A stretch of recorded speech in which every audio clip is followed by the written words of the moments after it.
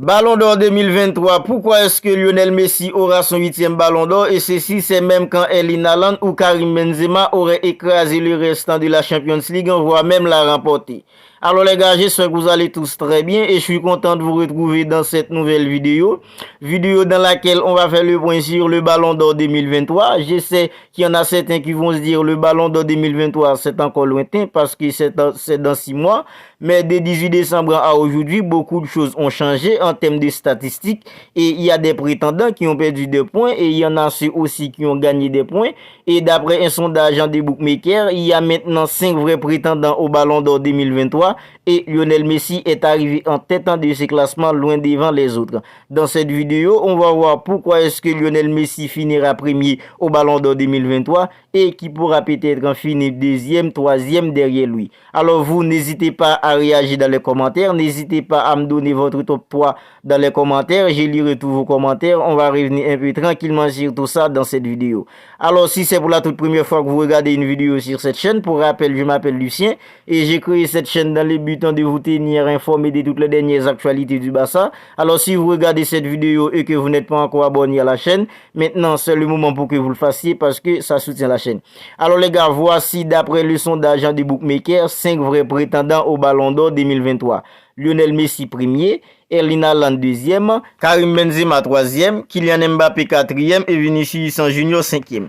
Alors on va essayer d'analyser les joueurs en fonction de leur classement l'un après l'autre. Lionel Messi premier. Pourquoi est-ce que Lionel Messi finira premier au classement en octobre prochain? Tout simplement, à mon avis, parce que Lionel Messi a remporté la Coupe du Monde 2022 avec la sélection d'Argentine de football.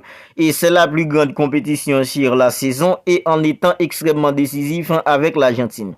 Alors, il y a à présent des gens qui disent que Messi ne mérite pas le Ballon d'Or 2023.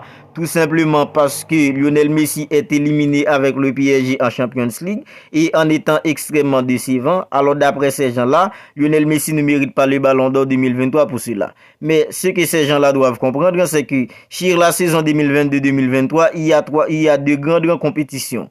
Il y a la Coupe du Monde et la Champions League. Et on sait tous que à chaque fois qu'il y a une Coupe du Monde sur une saison, la Coupe du Monde est toujours priorisée sur la Champions League. Et ça ne date pas aujourd'hui, ça a toujours été comme ça. Alors depuis 1998, à chaque fois qu'il y a une Coupe du Monde sur une saison et il y a une individualité hors du commun qui remporte le mondial, alors le plus souvent, cette individualité finit toujours par remporter le Ballon d'Or. 1998, la France en championne du monde, Zinedine Zidane sacré Ballon d'Or. 2002, le Brésil champion du monde, Luis Nazario da Lima qui n'a pas joué durant toute la saison, mais il a disputé la Coupe du Monde, meilleur buteur de la Coupe du Monde et champion du monde, Luis Nazario da Lima Ballon d'Or. 2006, l'Italie champion du monde, Cannavaro Ballon d'Or. 2010, c'est Messi qui est Ballon d'Or. C'est un Ballon d'Or qui est d'ailleurs contesté parce que l'Argentine n'était pas champion du monde en 2010. C'était plutôt l'Espagne avec Xavier Hernandez et Andrés Iniesta. Et il y avait Schneider qui avait fait une saison hors norme avec l'Inter Milan, triplé, Champions League, championnat d'Italie et Coupe d'Italie. Mais Lionel Messi était Ballon d'Or. Alors, ce que vous devez comprendre, c'est que depuis 2008, Lionel Messi et Cristiano Ronaldo sont devenus au-dessus du football.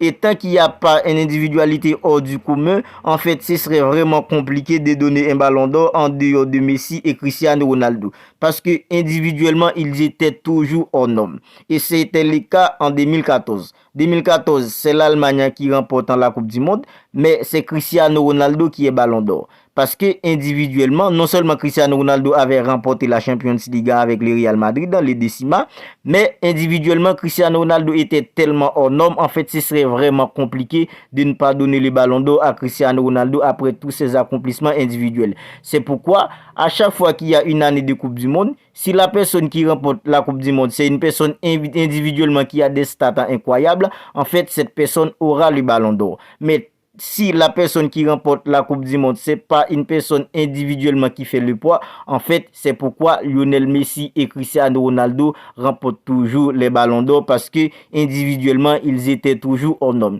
En fait, cette année, Lionel Messi remporte la Coupe du Monde avec la sélection d'Argentine de football en étant extrêmement décisif, en portant l'Argentine match après match, décisif au premier tour, décisif en huitième, décisif en quart, en demi et en finale, double buteur. En fait, ce serait vraiment difficile de ne pas donner le ballon d'or 2023 à Lionel Messi parce qu'il remporte la plus grande compétition sur la saison, mais en étant extrêmement décisif match après match avec la sélection d'Argentine du football. C'est pourquoi, pour ma part, c'est Lionel Messi qui aura le ballon d'or en octobre prochain. Maintenant, Erling Haaland deuxième derrière Lionel Messi. Pourquoi est-ce que Erling Haaland peut finir deuxièmement derrière Lionel Messi? Alors certes, Erling Haaland n'a pas disputé la Coupe du Monde avec la Norvège, c'est ce qu'on aurait tous aimé voir, Erling Haaland en Coupe du Monde, mais ça n'a pas été le cas. Mais Erling Haaland est en train de réaliser une saison extraordinaire avec Manchester City. Alors, à présent, Erling Haaland est encore en course pour remporter 3 titres en collectif avec Manchester City, la Champions League, la Premier League, parce qu'à présent, Arsenal perd des points et Arsenal a un match à disputer avec Manchester City et aussi la FA Cup. En fait, Erling Haaland peut réaliser un triplé sur la saison collectivement et individuellement, c'est un joueur qui écrase tout sur sa route. En fait, meilleur buteur de la Premier League à plus que 30 buts. Et meilleur buteur de la Champions League, meilleur buteur européen. En fait, si Manchester City arrive à remporter la Premier League, la Champions League qui va être la toute première de Manchester City et la FA Cup, je pense que Erling Haaland va encore marquer des points au classement du Ballon d'Or 2023. C'est pourquoi je pense que si Manchester City peut faire l'exploit en Champions League en cette saison et remporte la Premier League à nouveau, je pense que Erling Haaland va être un prétendant au nom au classement du Ballon d'Or 2023. Maintenant, il y a Karim Benzema.